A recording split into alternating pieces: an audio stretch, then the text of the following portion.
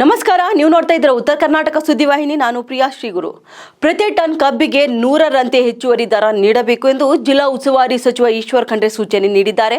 ಬೀದರ್ ಜಿಲ್ಲಾಧಿಕಾರಿಗಳ ಕಚೇರಿ ಸಭಾಂಗಣದಲ್ಲಿ ರೈತ ಮುಖಂಡರ ಹಾಗೂ ಸಕ್ಕರೆ ಕಾರ್ಖಾನೆಗಳ ಮಾಲೀಕರ ಜೊತೆಗೆ ಸಭೆ ನಡೆಸಿದ ಸಚಿವ ಖಂಡ್ರೆ ಅವರು, ಕಳೆದ ಸಾಲಿನಲ್ಲಿ ಪ್ರತಿ ಟನ್ ಕಬ್ಬಿಗೆ 2600 ನೀಡಲಾಗಿತ್ತು.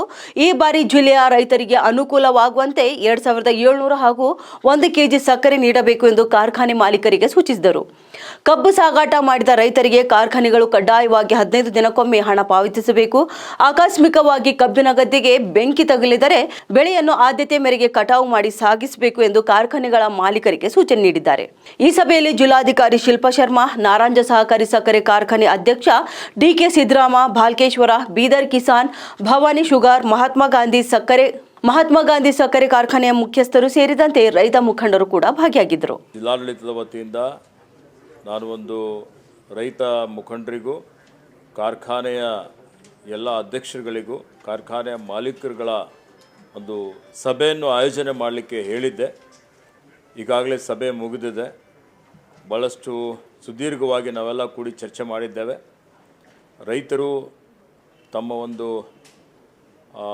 ಅನಿಸಿಕೆ, ಅವರೆಲ್ಲ ಕಬ್ಬಿಗೆ ಏನು ಬೆಲೆ ಸಿಗ್ತಾ ಇದೆ, ಬೀದರ್ ಜಿಲ್ಲೆಯಲ್ಲಿ ಕಡಿಮೆ ಬೆಲೆ ಸಿಗ್ತಾ ಇದೆ, ಕಬ್ಬಿನ ಬೆಲೆ ಜಾಸ್ತಿ ಸಿಗಬೇಕು, ನಮಗೆ ಖರ್ಚು ವೆಚ್ಚಗಳು ಜಾಸ್ತಿ ಆಗ್ತಾ ಇದೆ, 3000ಗಿಂತಲೂ ಜಾಸ್ತಿ ಪ್ರತಿ ಟನ್ ಕಬ್ಬಿನ ದರ ನಿಗದಿ ಮಾಡಬೇಕು ಅಂತೇಳಿ ಹೇಳಿ ತಮ್ಮ ಮನವಿ ಮತ್ತು ಒತ್ತಾಯವನ್ನು ಅವರೆಲ್ಲ ಮಾಡಿದರು. ಅದೇ ರೀತಿಯಲ್ಲಿ ಕಾರ್ಖಾನೆ ಮಾಲೀಕರುಗಳು, ಕಾರ್ಖಾನೆ ಏನು ಸಹಕಾರ ಸಕ್ಕರೆ ಕಾರ್ಖಾನೆಗಳಿದ್ದಾವೆ ಅವರ ಅಧ್ಯಕ್ಷರುಗಳು, ಈ ಸಲ ಮಾರುಕಟ್ಟೆಯಲ್ಲಿ ಸಕ್ಕರೆ ಬೆಲೆ ಹೋದ ವರ್ಷಕ್ಕಿಂತಲೂ ಕಡಿಮೆ ಇದೆ, ಮತ್ತು ಮೊಲಾಸಿಸ್ ಬೆಲೆನೂ ಸ್ವಲ್ಪ ಕಡಿಮೆ ಆಗಿದೆ, ಮತ್ತು ಹಾರ್ವೆಸ್ಟಿಂಗ್ ಏನಿದೆ ಕಟಾವು ಮಾಡೋದು ಇವತ್ತು ಅದು ಜಾಸ್ತಿ ಆಗಿಬಿಟ್ಟಿದೆ, ಸುಮಾರು 111 ರೂಪಾಯಿ.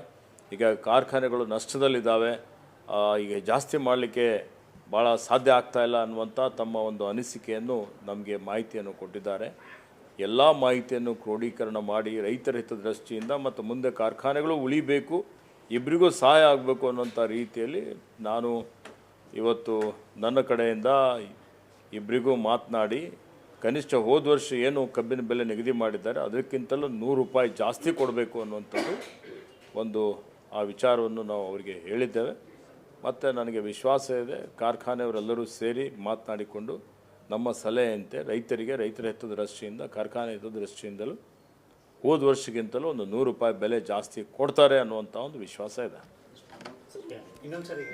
ಹೋದ ಸಲ 2600 ರೂಪಾಯಿ ಮತ್ತೆ 1 ಕಿಲೋ ಸಕ್ಕರೆ ಕೊಟ್ಟಿದ್ದಾರಲ್ವಾ, ಕರೆಕ್ಟಾ? 2600 ರೂಪಾಯಿ ಮತ್ತು 1 ಕಿಲೋ ಸಕ್ಕರೆ ಕೊಟ್ಟಿದ್ದಾರೆ. ಈ ಸಲ 2700 ರೂಪಾಯಿ ಮತ್ತು 1 ಕಿಲೋ ಸಕ್ಕರೆ ಕೊಡಬೇಕು. ಹೋದ ಸಲ ಕೊಟ್ಟಿದ್ದ ಸಕ್ಕರೆ ಇದೆ ಮತ್ತು ಅದೇ ಮುಂದುವರಿಸ್ಕೊಂಡು ಹೋಗಬೇಕು ಅನ್ನುವಂಥದ್ದು ಒಂದು ಸಲಹೆಯನ್ನು ಕೊಟ್ಟಿದ್ದೇನೆ. ಅದನ್ನು ಒಪ್ತಾರೆ ಅನ್ನುವಂಥ ವಿಶ್ವಾಸ ಇದೆ. ತೊಗರಿ ಬೆಳೆ ನಮ್ಮ ಜಿಲ್ಲೆಯಲ್ಲಿ ಸಾಕಷ್ಟು ರೈತರು ತೊಗರಿ ಬೆಳೀತಾರೆ. ಆ ತೊಗರಿಗೆ ರೋಗ ಬಂದು ಭಾಳಷ್ಟು ಬೆಳೆ ಹಾನಿಯಾಗಿದೆ ಅಂತೇಳಿ ಹೇಳಿ ನಷ್ಟ ಆಗಿದೆ ಅಂತ ರೈತರು ನನಗೆ ಮನವಿಯನ್ನು ಮಾಡಿದ್ದಾರೆ. ಮೊನ್ನೆ ಸನ್ಮಾನ್ಯ ಮುಖ್ಯಮಂತ್ರಿಗಳು 17ನೇ ಮೊನ್ನೆ ಕಲಬುರಗಿಗೆ ಬಂದಂಥ ಸಂದರ್ಭದಲ್ಲಿ ಜಯದೇವ ಆಸ್ಪತ್ರೆ ಏನೋ ಉದ್ಘಾಟನೆ ಮಾಡಿದರು. ಆವಾಗಲೂ ರೈತರು ಬಂದು ಮನವಿಯನ್ನು ಕೊಟ್ಟಿದ್ದರು. ಈಗಾಗಲೇ ನಾವು ಸೂಚನೆಯನ್ನು ಕೊಟ್ಟಿದ್ದೇವೆ ಜಿಲ್ಲಾಡಳಿತಕ್ಕೆ.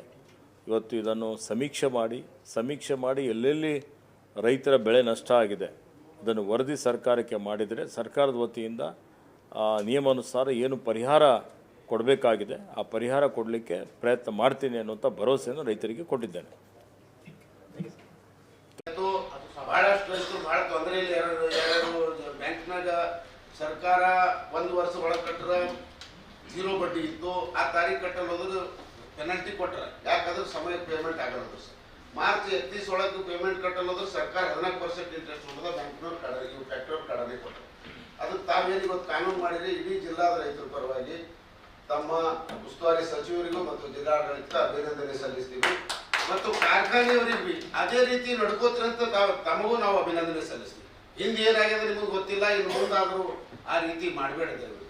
ಇನ್ನೊಂದು ಏನಿದೆ, ಇವತ್ತು ಉಸ್ತುವಾರಿ ಸಚಿವರು ಎಲ್ಲ ಅವ್ರಿಗೆ ಅನುಭವ ಅದ. ನಾವೇನು ಹೇಳ್ತೀವಿ ಕಬ್ಬಿಂದ ಎಲ್ಲ ಅದ, ಅವ್ರ ಬಳಿ ಕಬ್ಬು ವರ್ಷಕ್ಕೆ 1800 ಟನ್ ಆಯ್ತು. ಬೆಳೆದ್ ಭೀ ಗೊತ್ತದ, ಫ್ಯಾಕ್ಟ್ರಿ ಭೀ ಗೊತ್ತು, ಎಲ್ಲ ಗೊತ್ತದ. ತೂಗೇನು ತಂದಿರಿ ಥೋಡೆ ಜರ ಫರಕ್ ಅದ, ಅದಕ್ಕೆ ಜರ ಸರಿಪಡಿಸ್ರಿ. ನೀವು